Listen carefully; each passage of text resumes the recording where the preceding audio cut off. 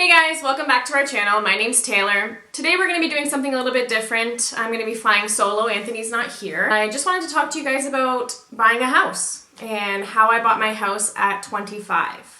A lot of people have been asking me the process that I went through or how I achieved it at this age, and I just wanted to share my tips and tricks. I'm obviously not a professional, but I just wanted to let everybody else know that it's possible for them to do it as well. Where I'm living, at least here in Canada, in Ontario, the housing market is huge. It's really high. It's really difficult to buy a house right now. To buy a townhouse, you're looking at a minimum of $500,000, $500,000 and up. And when I say and up, I mean it's really hard to find something at $500,000. So it's not an easy market to be in, but it's achievable. It's doable. I did it, and so can you. So the first thing I want to talk about is credit score. For me, I was taught right from the get-go at 18 years old that my credit score was really important. I opened a Visa, my very first credit card, at 18 years old, and I was told to use it, but not abuse it. And one thing that we all know is that financial discipline is learned. It's not something that we're born with. I started off using my credit card, made sure that I made all of my monthly payments. I used it for really small purchases. I didn't go over my limit. I didn't use it all the time. I tried my best just to learn control and know that I was building my credit. However, we all have to learn that financial discipline, so there were definitely times where I maxed out my credit card and I was paying 20% interest on all of those purchases that I had made.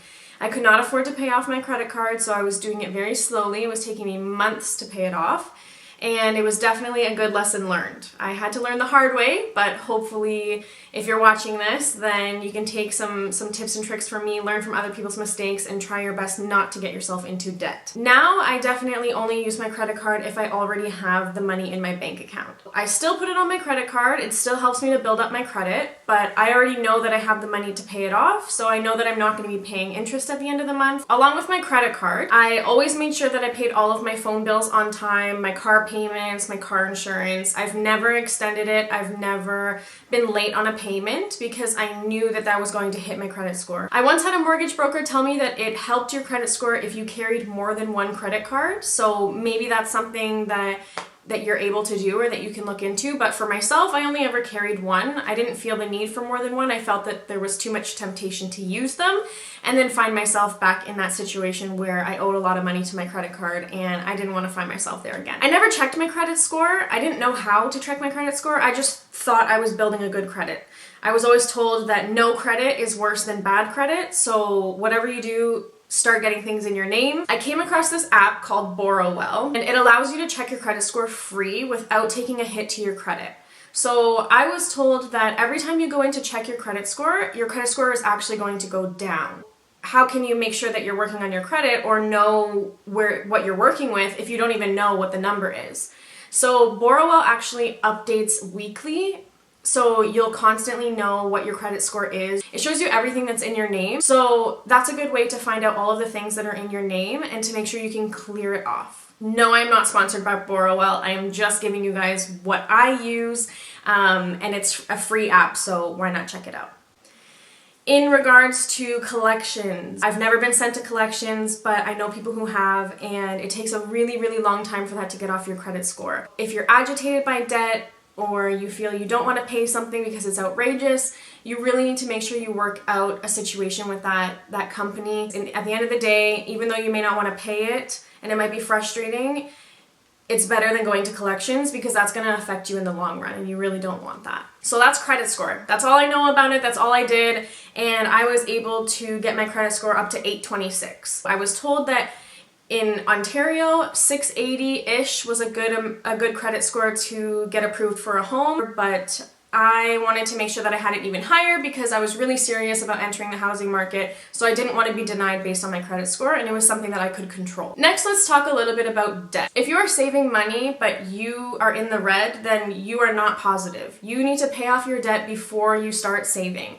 It might feel nice to have money in your bank account, but if you owe something on your credit card, let's say, that's running at 20% interest, you're just continuing to pay money for absolutely no reason when that money is sitting in your bank account. I would recommend that you go through all of your debt and find out which is the highest interest and pay that down first. So if you're finding yourself in debt right now, Make that your biggest focus, pay off your debt, work on your credit score, and then start saving. Now let's talk about living within your means. So this is a big one, and I think that a lot of people think you need to be rich and famous in order to buy things or in order to achieve the life that you want, but that's absolutely not the case. People don't realize that the small things that they're spending on daily add up to a huge amount. This is where we talk about financial discipline, which is really hard to learn, but once you've mastered it, you're gonna feel amazing. The first thing that I did when I was trying to figure out how I could save more money was figuring out my needs versus my wants.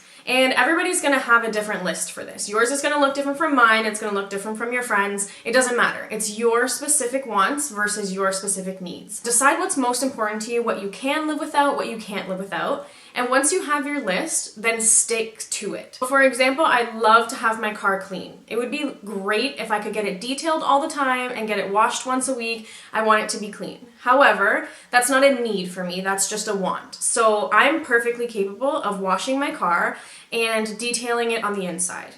It's gonna take a lot longer and it's not gonna look as good as the professionals, but for me, that's just a want. It's not a need, so I don't do it. When I say that people spend money on little things that add up, I'm talking about your coffee that you grab every morning when you're on your way to work, or your lunch that you're buying at work.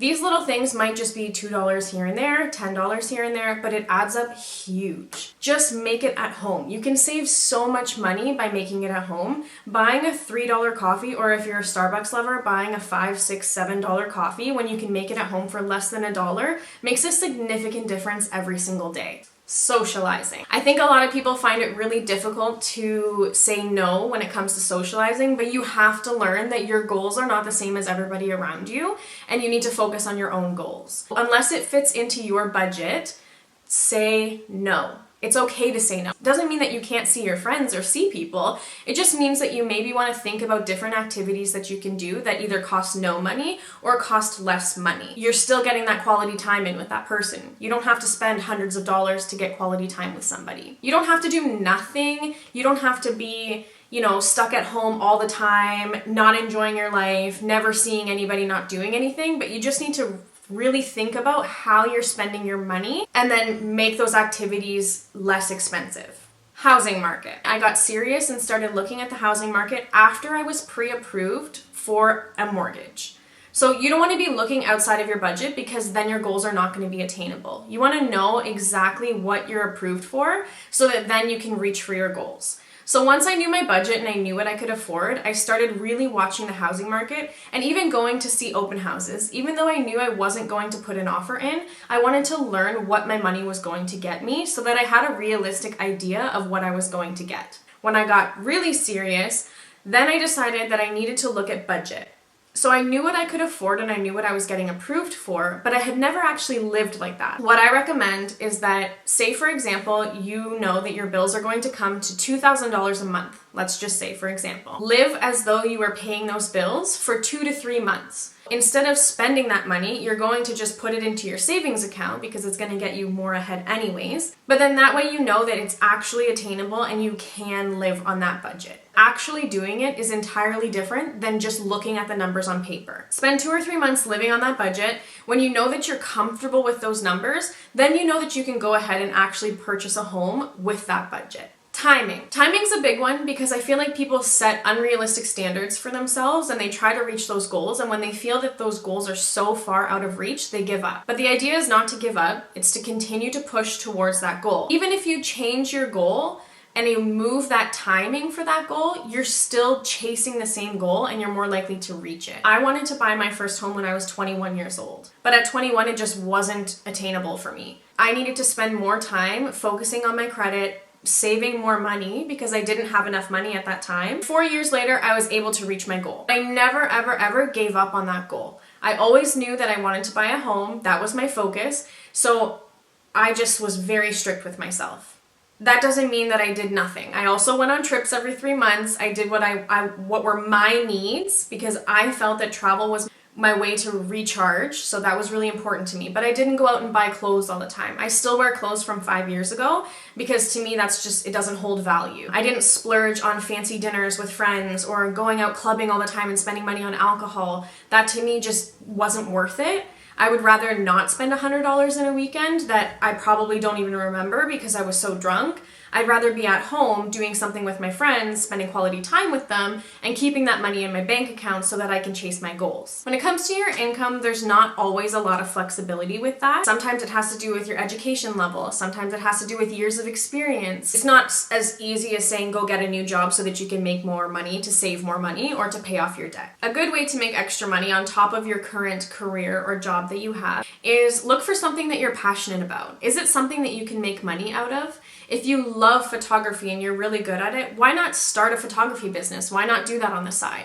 Or if you're extremely crafty, then start selling it. I think the best way to make extra money from that standpoint is doing something that you love and you're passionate about and just turning it into a side hustle. So I hope this video was helpful for you guys. I hope it gave you some tips and tricks. I know I'm not a professional, like I said in the beginning. I'm just sharing my journey and how I got to where I am. And if you have any questions or comments, please comment down below. I'd be happy to answer any of them. I hope this video was inspiring to you and you now feel like you can also achieve your goals in buying a house in today's crazy housing market. It's never too late to get started. Focus on your goals. You can do it too. If I did it, you can do it. Well guys, I'm going to conclude our video here. Thank you so much for watching. If you made it this far, give this video a thumbs up. Like I always say, don't forget to hit that subscribe button, turn your post notifications on, and give this video a comment. Stay tuned for our future videos. Thanks for watching. Bye!